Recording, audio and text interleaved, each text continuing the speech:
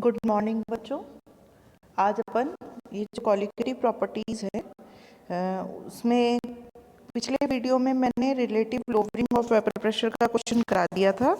आज जो अपन करेंगे वो क्वेश्चन करेंगे ऑस्मोटिक प्रेशर को लेके, एलिवेशन इन बॉइलिंग पॉइंट को लेके, डिप्रेशन इन फ्रीजिंग पॉइंट को लेके हम क्वेश्चंस करेंगे। ठीक है, तो मैं यहाँ स्टार्ट कर रही हूँ। देखिएगा, फर्स्ट क्वेश्चन है कि calculate the osmotic pressure. 5% solution है हमारे पास में। 5% सॉल्यूशन है हमारे पास ऑफ यूरिया। ठीक है, इन वाटर के अंदर है। एक्वस सॉल्यूशन बोला है ना बेटा, तो मतलब पानी के अंदर है और हमें ऑस्मोटिक प्रेशर निकालना है। तो देखो, हम W2 देखें तो वो हमारे लिए हुआ 5 ग्राम, और मोलर मास देखें यूरिया का वो होता है 60। ठीक है, यहाँ तक आ रही है समझ में। और हमसे पूछा है कि आप ऑस्मोटिक प्रेशर निकालिए, तो बिल्कुल हम निकाल लेंगे। इसके लिए हमें बोला है 5%, यानी 5% का मतलब हुआ कि 5 ग्राम यूरिया आपके 100 सेंटीमीटर क्यूब में डिज़ोल्व है। ठीक है, तो 100 ग्राम में डिज़ोल्व है। 5 ग्राम यूरिया, देखिए 100 ग्राम में डिज़ोल्व है सॉल्यूशन में।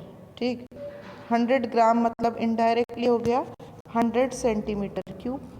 ठीक है, तो वॉल्यूम हमारा कितना है, ये हुआ हमारा वॉल्यूम। ठीक है, तो मैं ऑस्मोटिक प्रेशर का फॉर्मूला लिखूं, pi equals to given mass upon molar mass of solute. ठीक है, RT multiply by volume in litre. ठीक है, लेकिन हमारा वॉल्यूम सेंटीमीटर क्यूब में है, उसको लीटर में कन्वर्ट करना है। तो देखो, W2 गिवन मास 5, R की वैल्यू आपको गिवन है इस क्वेश्चन में 0.0821। टेम्परेचर जो है वो है आपका 273 कैलोरी, बिल्कुल, upon molar mass of urea 60। ठीक है, अब आप देखिए 100 सेंटीमीटर क्यूब, 100 सेंटीमीटर को क्यूब को लीटर में कन्वर्ट करना है, तो मैं किससे डिवाइड करूंगी, 1000 से। तो इसका आंसर आता है 0.1 लीटर। वॉल्यूम हमारा हुआ 0.1 लीटर। इसका आंसर देख लो, 0.1 ही होगा बेटा। ठीक है, तो ये आ गया हमारा लीटर में। तो अब जब हम इसको सॉल्व करेंगे तो हमारा ऑस्मोटिक प्रेशर निकल के आ जाएगा।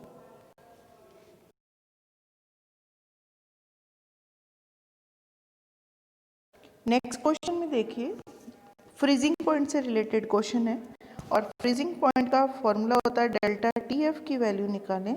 तो हम निकालते हैं, डिप्रेशन इन फ्रीजिंग पॉइंट की बात करें तो हम कहते हैं TF नॉट माइनस TF। ठीक है, ये हमारा डिप्रेशन इन फ्रीजिंग पॉइंट होता है। ठीक है, TF नॉट माइनस TF। तो हम यहाँ पे चल रहे हैं। अब देखते हैं दूसरा फॉर्मूला, अगर हम देखें फ्रीजिंग पॉइंट निकालने का, तो KF W2 अपॉन M2, यहाँ आएगा W1 इन ग्राम, ये ग्राम में आएगा, इसको मल्टीप्लाई करेंगे 1000 से। तो हम ये देखते हैं कि यहाँ क्या क्या वैल्यूज़ गिवन है। ठीक है, तो हमारे पास देखो इस क्वेश्चन में KF गिवन है। KF वाटर के लिए दे रखा है 1.86। ठीक है, तो KF गिवन है। W2 45 ग्राम सॉल्यूट दे रखा है। ठीक है, W1 600 ग्राम वाटर दे रखा है, और उसके लिए मोलर मास निकाल सकते हैं इथाइलिन ग्लाइकोल का। तो इथाइलिन ग्लाइकोल का भी मैं मोलर मास निकाल के और डेल्टा TF निकालती हूँ। ठीक है, तो देखो, molar mass of ethylene glycol में निकालूं C2H6O2, तो कैसे निकालते हैं, 2 multiply by 12 plus 6 multiply by 1 plus 2 multiply by 16। तो इसका जो सम आता है वो आता है 62। तो इथाइलिन ग्लाइकोल का मोलर मास हुआ 62। तो मैं सबसे पहले डेल्टा TF निकालूंगी। तो डेल्टा TF हुआ गिवन मास 45, मोलर मास आपके सामने 62। ठीक है, KF की वैल्यू एक बार वापस से,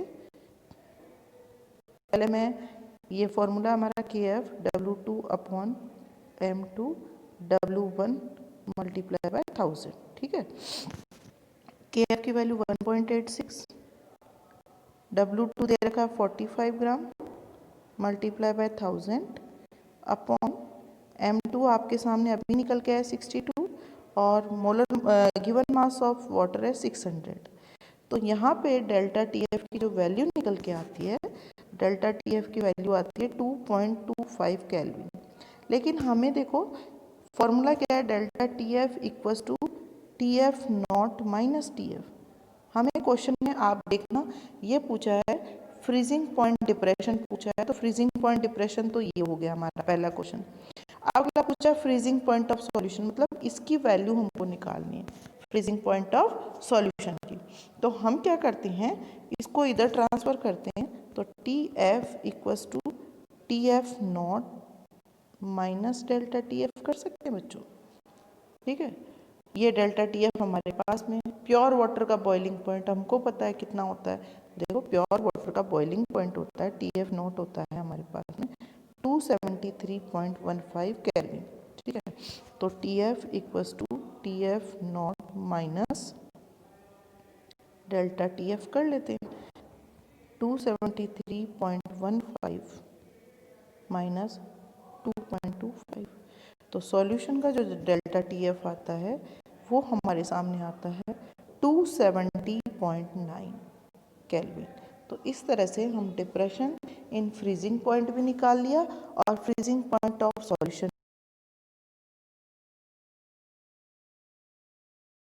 क्वेश्चन में अगला क्वेश्चन हम एलिवेशन इन बॉइलिंग पॉइंट लेंगे, ठीक है।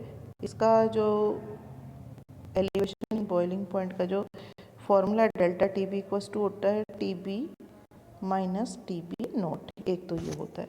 दूसरा होता है बेटा delta TB equals to KB W2 upon M2 W1।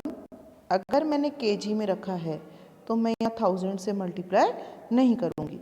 क्यों नहीं करूँगी, क्योंकि मेरा जो क्वेश्चन है उसमें वाटर जो है वो kg में, तो मैं वैल्यू पुट कर देती हूँ। तो delta TB equals to W2 तो 18 ग्राम है, ग्लूकोज का मोलर मास होता है 180, ठीक है।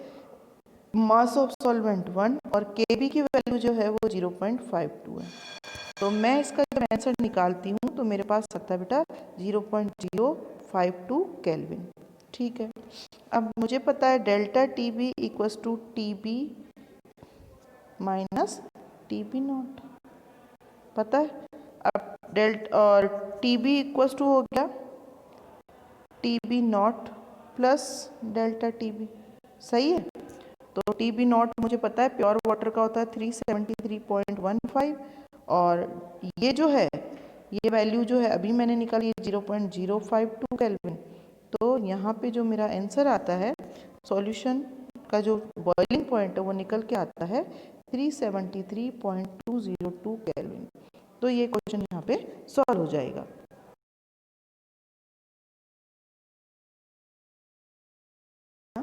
कि हमें मोलेलिटी दे रखी है 0.1 सॉल्यूशन की, ठीक है। और हमें ये कहा गया है कि सॉल्यूशन का जो बॉइलिंग पॉइंट है वो है, मतलब TB जो है वो है 100.052 डिग्री सेंटीग्रेड, ठीक है।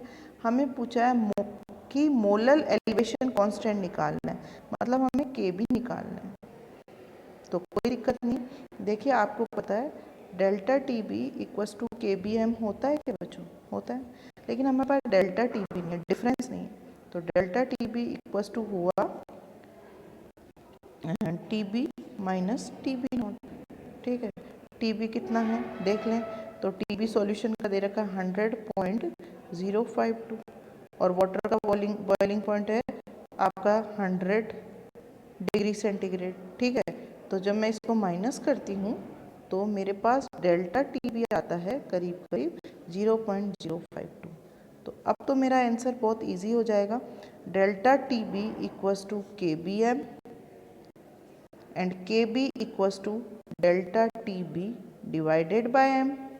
अभी कर लेते हैं, KB equals to delta TB मैंने अभी निकाला है 0.052 और मोलेलिटी कितनी है 0.1, तो आंसर निकल के आता है 0.52 केल्विन, या केल्विन किलोग्राम पर मोल बोल दो या डिग्री सेंटीग्रेड पर मोल बोल दो।